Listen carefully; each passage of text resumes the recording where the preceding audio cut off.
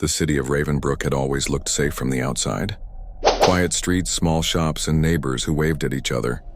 But one cold evening in November, that illusion shattered forever. At 8:12 p.m., a call came into the police station. A security guard from an office complex reported an unlocked door on the top floor. Inside was a small accounting firm, dark and empty, except for one office. Detectives found a man slumped over his desk. His ID card read Michael Turner, 38. At first glance, it looked like a heart attack. No blood, no signs of struggle, but something about the room felt staged.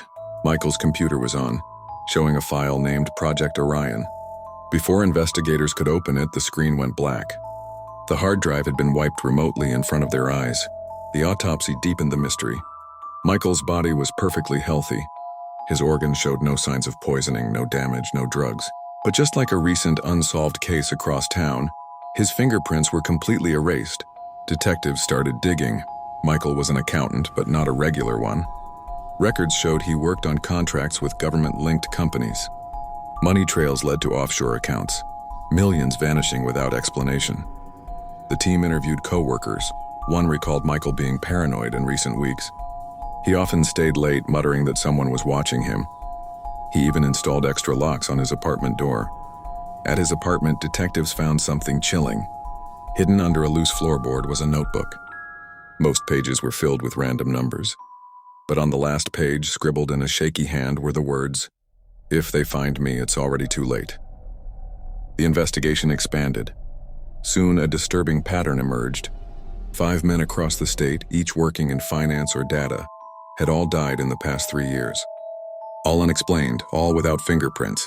Journalists began calling it the silent hand. But behind closed doors, law enforcement feared something bigger.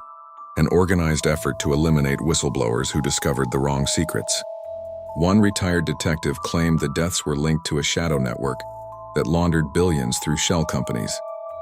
Those who uncovered too much were cleaned, removed without a trace as if they had never existed. But there was one more clue. A fragment of CCTV footage from a gas station near Michael's office. At 7:56 p.m., a dark van was parked outside. A figure in a hood stepped out carrying a small black case. The face was never seen. The van was never traced. Authorities tried to connect the case, but files started disappearing. Key evidence went missing from the station. Witnesses who had agreed to talk suddenly refused. Fear spread among the investigators themselves. The FBI briefly took over, then quietly backed away. The official cause of death remained undetermined. Michael Turner was buried without answers, his name fading into just another cold file. Yet questions linger. What was Project Orion? Why were his files erased in real time? And how could fingerprints and identity itself be systematically removed from every victim? Some say it was the work of a secret unit, using technology not yet known to the public.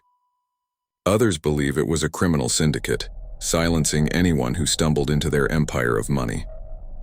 The truth has never been uncovered. But one thing is certain. Michael Turner's death was not natural.